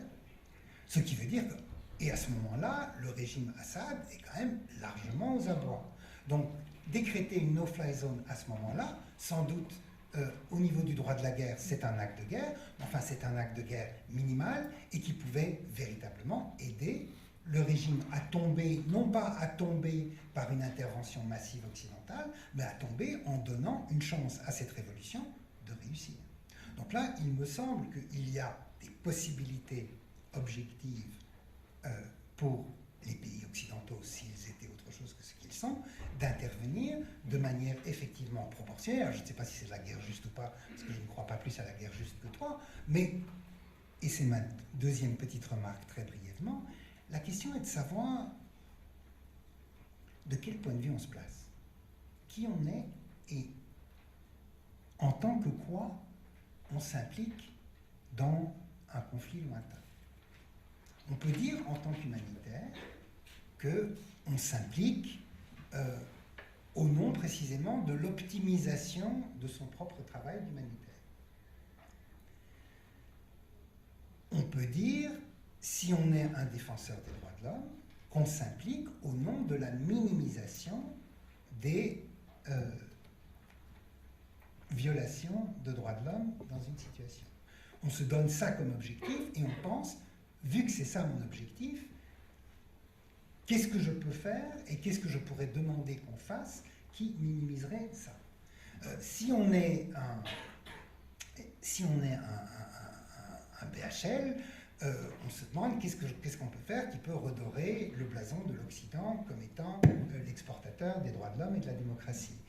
Si on est un anti-impérialiste, on se dit, moi je ne veux absolument pas qu'on intervienne parce que je veux un monde où je peux ramener tout le mal qui s'y passe à l'action de l'Occident. Donc, tout dépend de qui on est, et selon qui on est et selon ses objectifs, c'est ces questions-là qu'il faut se poser. Donc, il me semble que il y a là parfois un espèce de petit tremblé dans ton livre, au sens où ce qui était ta perspective de départ, c'est en tant, je dirais, qu'acteur spécifique humanitaire que j'interviens, que je parle, et que je dis quelle est la manière d'optimiser la situation du point de vue humanitaire. Là, il me semble que selon les moments, tu varies. Quand tu parles du Kosovo, tu parles presque comme moi. C'est-à-dire que tu parles précisément du point de vue d'une minimisation des violations de droits de l'homme, et c'est ça qui a déterminé ta position à ce moment-là. Quand tu parles de la guerre juste, tu te mets presque à la place d'un dirigeant en te demandant à quelles conditions est-ce qu'on peut exercer la guerre juste. Donc là, il me semble que ce perspectivisme qui est à mon avis une grande force de ce que tu as introduit dans le discours sur les conflits internationaux, tremble un petit peu. Mais je pense que pour ce qui est de la Syrie, si effectivement la position c'est de se dire que moi ce qui m'importe, dans quel que soit le conflit, et pour autant que je m'informe, c'est de faire en sorte que des dirigeants n'aient pas la possibilité de massacrer leur propre population, ou qu'on minimise ça autant qu'il est possible, je ne peux pas me dire que nous vivons dans le meilleur des mondes possibles avec la politique actuelle des pays occidentaux. Quant à la question de la no-fly zone, je rappelle dans le livre, parce que et ça je le tiens du ministre de la Défense américain qui l'a expliqué dans les grandes largeurs au moment où il s'agissait de parler de no-fly zone en Libye. La no-fly zone est un acte de guerre dans la mesure où il s'agit de détruire. La no-fly zone, c'est pas simplement une déclaration d'interdiction. C'est pas, on plante pas des panneaux et on dit à partir de ce moment, si vous volez, vous prenez des risques. Ça, c'est de la gesticulation au sens, je veux dire, technique du terme, pas au sens dérisoire du terme. On est là, on montre ses forces et on indique simplement en les exposant qu'au cas où des choses fâcheuses se passeraient, on est prêt à intervenir. C'est ce que souvent on confond avec la no-fly zone. Ça, c'est pas la no-fly zone. La no-fly zone consiste à balancer des batteries de missiles sur des radars, des postes de commandement, bref, à détruire des bases militaires dans un pays qui, a priori, n'est pas un pays avec lequel on est en guerre. Donc c'est au sens strict, et c'était d'ailleurs la dénomination qui était employée, au sens strict, c'est effectivement un acte de guerre. On peut se dire par exemple que pour Benghazi, il aurait suffi de rappeler qu'il y avait des sous-marins, des porte-avions, des bombardiers, des hélicoptères d'assaut qui patrouillaient, et que si la colonne de chars supposée, mais disons si colonne de chars il y avait et qu'elle s'approchait de Benghazi, elle trouverait à qui parler. Ça, c'était une possibilité qui était laissée aux forces étrangères, qui n'a pas été adoptée. Ce qui, moi, donc, me laisse penser que c'était pas ça qu'on voulait. C'était pas la défense supposée de Benghazi, qui n'était pas très menacée, qui était en jeu. C'était, en effet, abattre Kadhafi, pour diverses raisons, comme tu l'as rappelé. Donc, on est absolument d'accord là-dessus, et c'est bien ce que je dis. Cela étant, rappelons-nous qu'en 2012, puisque c'est à ce moment-là que tu resitues la question de la Syrie, en 2012, au moment où on passe, disons, des protestations de masse persécutées par le régime, certes, mais protestations, démonstrations pacifiques de force dans les rues chaque vendredi, lorsqu'on passe à une autre, lorsque la rébellion, je veux dire, passe à une autre stratégie, à savoir le renversement du régime par la force. Beaucoup de gens, y compris moi d'ailleurs, pensent que le régime est tellement ébranlé, la protestation contre lui est tellement massive qu'il ne va pas tenir plus de quelques semaines ou de quelques mois, à l'image précisément de ce qu'on avait vu ailleurs lors du printemps arabe. Et à ce moment-là, les appels de la rébellion, de l'opposition, étaient clairs. Ils demandaient un soutien, mais ils ne voulaient pas d'intervention. Il n'était pas question de s'engager dans une no-fly zone qui, et c'est pour ça que je prenais soin de le rappeler de façon un petit peu technique, qui, en Syrie, n'aurait pas eu la même signification qu'en Libye. La Libye avait, pour elle, si j'ose dire, du point de vue sarkozyste, la Libye avait pour elle d'être totalement isolée, de n'avoir pour seul point d'appui diplomatique que l'Union africaine, qui certes a son importance en Afrique, mais qui ne joue pas un rôle décisif, c'est moins qu'on puisse dire, sur la scène internationale. Donc, autrement dit, ça n'était pas un obstacle. Ça n'est pas du tout la même chose en Syrie, où on peut parler, disons, enfin, c'est un côté cliché, naturellement, mais enfin, comme tout cliché, il a sa part de vérité. On est dans une poudrière. Tirer des missiles dans cette région-là, c'est déclencher quelque chose dont on peine à imaginer où ça va s'arrêter et quel chemin ça va prendre. Et donc, il me semble que cette no-fly zone en 2012, elle était à la fois politiquement difficilement pensable, et en plus, elle n'était pas demandée par la rébellion, qui demandait un soutien politique, un soutien matériel, un soutien militaire, des renseignements, des munitions, mais qui disait surtout pas d'intervention. Je me souviens avoir participé à plusieurs discussions avec des représentants de l'opposition qui disaient qu'ils ne voulaient pas d'intervention. C'était d'ailleurs assez... on entendait des gens qui voulaient répliquer la Libye, en particulier Bernard-Henri Lévy, qui voulaient répliquer la Libye en Syrie, et des Syriens qui disaient certainement pas, ça n'est pas ce qu'on cherche. Ne nous volez pas notre révolution, c'est à nous qu'elle appartient, et c'est nous qui devons la mener. Voilà, c'était la réponse essentielle que je voulais faire à ça. Donc il ne s'agissait pas de dire que par essence on est paralysé, sans doute peut-être qu'il y avait des options plus ouvertes au début. Elles se sont, me semble-t-il, refermées, et même parmi ces options ouvertes, celle d'un engagement décisif pour ébranler le régime était rejetée par une bonne partie des forces rebelles. D'où une difficulté politique qui est tout de même pas mince.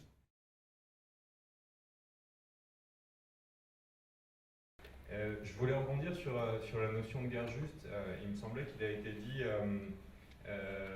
au début qu'étaient considérées seulement comme guerre juste en ce moment les guerres qui pouvaient se prévaloir de ce critère humanitaire.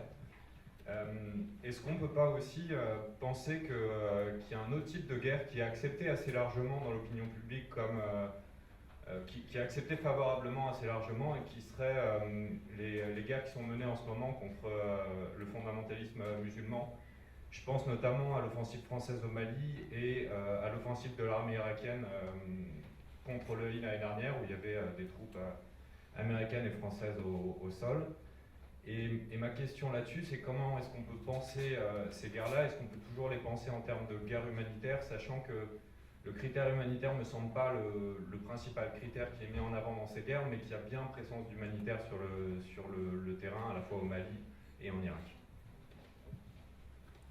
Oui, en effet, c'est une question tout à fait judicieuse, et je traite ce problème dans mon livre en justifiant le choix que j'ai fait de contenir la notion de guerre humanitaire aux trois situations prévues, mais je parle aussi, assez brièvement, mais du Mali et de ces guerres que je qualifie de guerre pour la sécurité, disons, avec la même démarche, c'est-à-dire sans me prononcer sur le fond, mais en m'en tenant à l'étiquetage de ces guerres. Et donc je pense qu'il est judicieux de faire une différence. De toute façon, comme je conclue ce livre en disant qu'il peut y avoir des guerres justifiables, mais qu'il n'y a pas de guerre juste, hein, pour reprendre ma formule, il n'y a pas de guerre juste, il y a le faux prophète, mais il y a en revanche des guerres justifiables. Par exemple, bon, je ne m'en suis jamais exprimé publiquement d'ailleurs, à cause de MSF et du lien entre mon nom et celui d'MSF, je me suis gardé d'intervenir, si j'ose dire, au moment de l'engagement français au Mali, mais personnellement, je l'approuvais. J'étais d'accord avec cette intervention, parce que je pensais qu'il fallait protéger Bamako de l'arrivée de groupes djihadistes qui exerçaient une pression menaçante et étaient non loin de la capitale du Mali. Et que donc stabiliser, même provisoirement, le Mali, c'était tout à fait judicieux. C'est la suite qui est plus problématique, quand la France se lance dans une grande entreprise de guerre contre le terrorisme, reprenant un peu la formule bushiste, pour un grand nombre d'analystes, et pas forcément ni des anti-impérialistes, ni des gens se situant dans cette mouvance-là, on entre dans une guerre sans fin. Et au sens strict, à quel moment on peut déclarer cette guerre terminée, à quel moment on peut proclamer la victoire? Personne n'est capable de le dire, ça. Donc la première partie de la guerre au Mali, comme d'ailleurs le premier moment de la guerre en Afghanistan, dont a parlé Michel, que j'évoque aussi dans le bouquin, à savoir la réplique des Américains aux attentats du 11 septembre, c'était tout à fait attendu, et personne n'a considéré comme illégitime, enfin personne, si, il y a toujours des gens, mais disons, il n'y a pas eu de critique significative de l'attaque américaine des bases ou des bases supposées d'Al-Qaïda en Afghanistan. C'est le deuxième moment de cette guerre, lorsqu'on s'engage dans le state building et le nation building, que commencent les problèmes, et que finalement on s'inscrit dans une guerre sans fin. Les Américains répètent sans arrêt que c'est la plus longue guerre dans laquelle ils ont été plongés, et aujourd'hui, ces temps-ci, on nous annonce qu'elle va encore durer 10 ans, 20 ans, 30 ans. Donc c'est parti pour durer. Donc ça, c'est entre guillemets guerre contre le terrorisme, disons qu'on peut renommer guerre pour la sécurité, elle pose aussi un certain nombre de problèmes, à commencer par celui de leurs limites temporelles et de leurs limites territoriales. Où est-ce qu'on s'arrête et pendant combien de temps on poursuit. Mais je les distingue nettement des guerres dites humanitaires. Puisque j'ai le crachoir, j'en profite. Je dirais d'abord, sous forme de boutade, mais qui n'est pas totalement gratuite, que je suis à mi-temps avec LSF. Autrement dit, j'ai un pied dedans, un pied dehors. Alors le Tremblay, il est dû aussi à mes changements de pied, sans doute, à savoir que je parle du point de vue, disons, d'un acteur et d'un observateur humanitaire, et je parle aussi en tant que personne, en tant que citoyen. Et il est vrai que c'est parfois difficile, pour moi, d'assurer la cohérence de l'ensemble. Enfin, je m'y suis efforcé, les lecteurs seront juges. C'est à moi que va revenir l'infini plaisir de poser la question à Rony sur le droit international humanitaire et la place qu'il occupe aujourd'hui à MSF en particulier, ou dans le langage des organisations humanitaires en général, et à la critique que tu te livres de cet usage. Oui, je commencerai par dire que ma critique n'est pas une critique destructrice du droit humanitaire. Mon propos n'est pas du tout d'inviter MSF à balancer par-dessus bord les normes humanitaires, pour la bonne raison que nous les utilisons dans nos discussions avec les parties prenantes à un conflit, comme il est d'usage de les nommer, et que le droit humanitaire nous donne un certain statut, lorsque évidemment ces éléments sont acceptés par un ou plusieurs des belligérants, mais nous donne un certain statut. On peut discuter en tant qu'intervenant humanitaire, nous sommes partie prenante, comme les belligérants, et nous avons le droit de franchir des frontières, le droit, en tout cas la légitimité conférée par le droit humanitaire à passer, à discuter avec les chefs de guerre, des opposants, etc. Et donc, fort de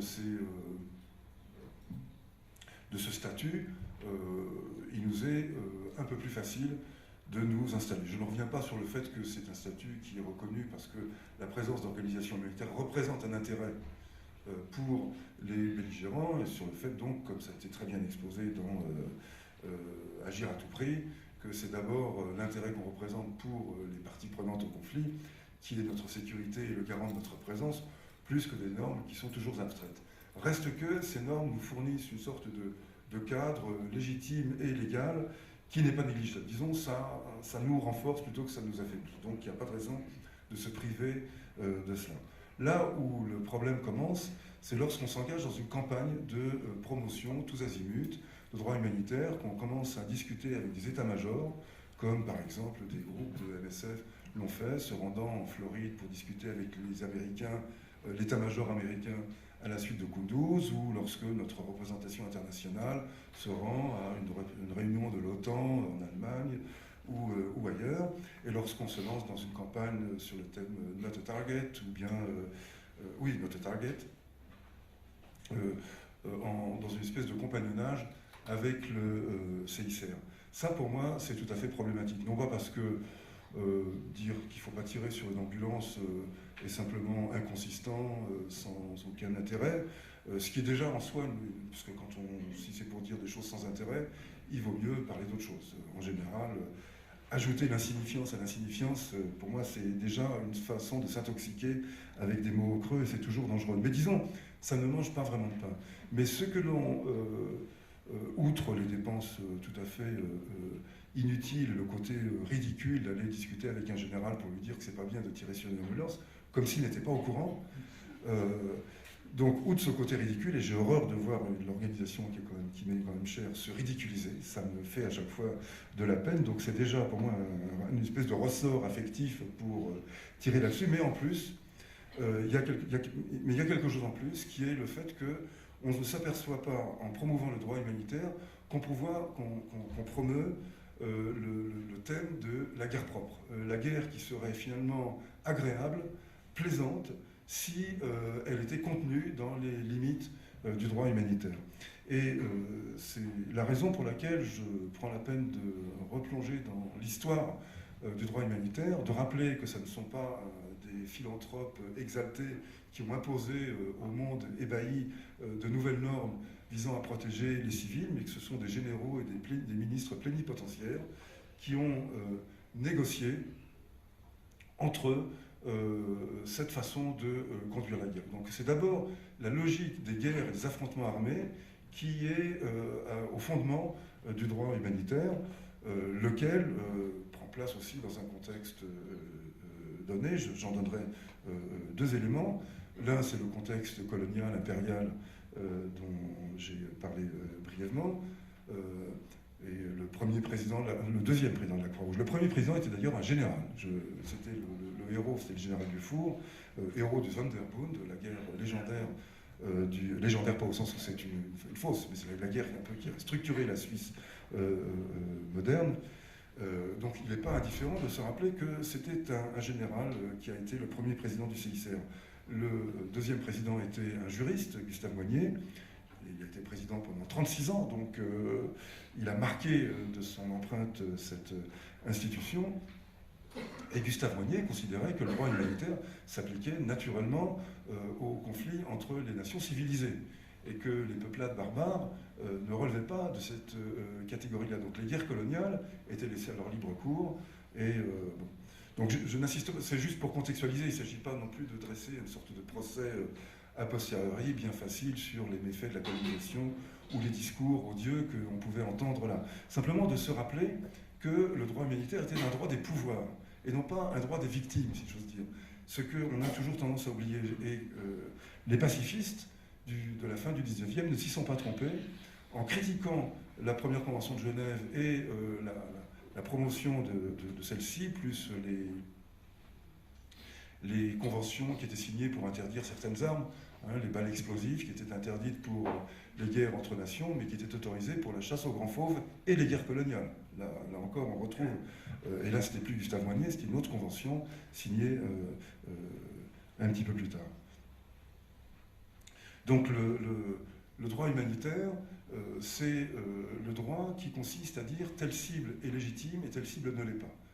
C'est ça qui introduit une division entre le droit de tuer et l'obligation de s'abstenir de tuer. C'est un droit qui, par ailleurs, est, je l'appelle, désynchronisé dans le bouquin, parce qu'il se tourne vers la fameuse bataille de Solferino, bataille qui était une forme de duel collectif qui a duré une journée, commencé à l'aube, terminé à la tombée de la nuit, bataille particulièrement cruelle, qui a laissé qui a laissé 30 ou 40 000 morts et blessés sur le tapis, et qui s'est terminée le soir même. C'est-à-dire que c'était encore une bataille du 19e, où on prenait rendez-vous à tel endroit, à telle heure, on livrait bataille et on rompait les rangs, et le gagnant restait, et le perdant partait. Mais au même moment, les guerres industrialisées et mécanisées faisaient leur apparition, notamment avec la guerre civile américaine.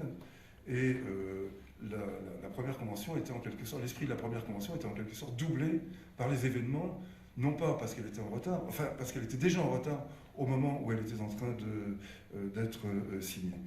Et il y a donc aussi une dimension, disons peut-être une fiction nécessaire, mais quelque chose de l'ordre d'une fiction dans cette distinction que l'on cherche entre combattants et non combattants.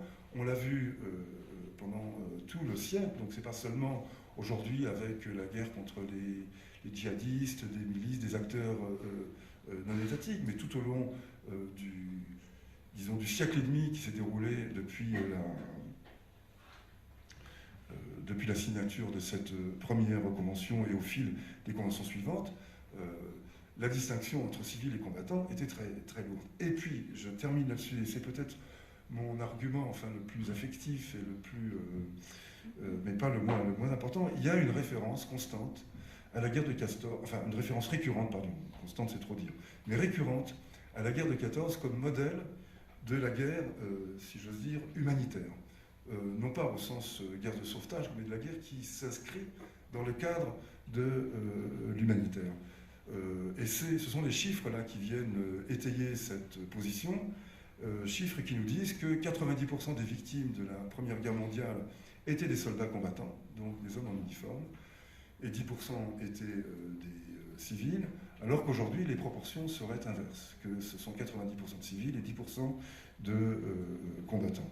Bon, j'ai déjà dit que cette distinction entre civils et combattants, elle n'était pas évidente à l'époque, elle l'est évidemment encore moins aujourd'hui. Ces chiffres de 90-10 ne résistent pas à un examen un peu poussé. Mais disons, ils sont là pour soutenir la démonstration. Ils sont là pour frapper les esprits. Après tout, on peut bien prendre quelques libertés avec l'histoire quand il s'agit de moraliser un enjeu important. Donc, je ne vais pas disputer cette partie-là. Ce que je veux souligner, c'est l'espèce de barbarie douce qu'il y a à considérer que 9 millions de jeunes hommes passés à la boucherie dans les abattoirs des tranchées et des affrontements de l'époque, ça peut être une sorte de référence morale.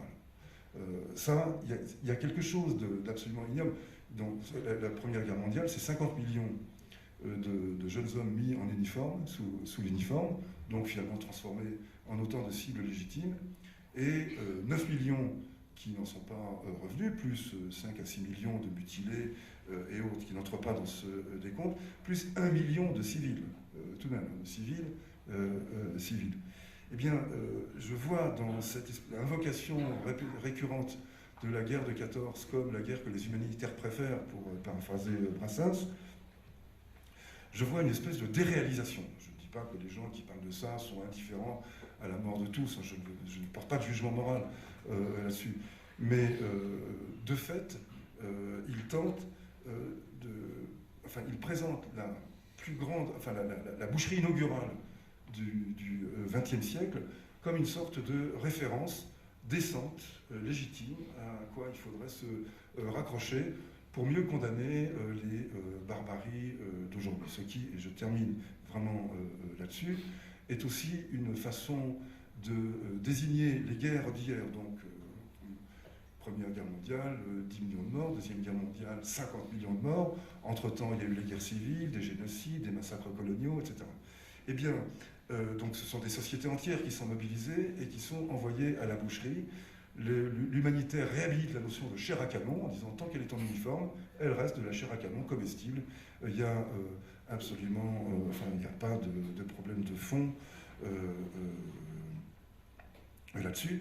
Et ce faisant, en se référant, deuxième et dernière conséquence, en se référant à cette guerre comme guerre modèle et aux guerres d'avant la guerre froide comme guerre mieux structurée, plus respectueuse de la distinction entre civils et combattants, on renvoie, je reprends aussi l'expression qu'utilisait Michel tout à l'heure, à une espèce de nouvelle sauvagerie dans laquelle on enferme les sociétés, les pays ex-coloniaux. Il y a d'un côté les civilisés, ceux qui ont respecté le droit humanitaire dans des termes que l'on sait, à coup de centaines de millions de morts, enfin d'une centaine de millions de morts, mais conformes au droit. Et il y aura aujourd'hui les nouveaux barbares, ceux qui ne respectent plus rien. Donc cette division qui est choquante, pas en elle-même, mais parce qu'elle recouvre d'ignorance, d'amnésie d'un côté et de condamnation indirecte, oblique de l'autre, en Somalie, en Irak, partout. Il y a des barbares, nous, les civilisés, on a su quand même contenir la guerre. C'est vraiment sembler incapable de se retourner et de contempler le paysage de décombres que nos guerres locales et internationales ont installé dans une bonne partie du monde. D'où mon idée que, donc, utilisons le droit humanitaire selon, disons, le précepte de Dunant.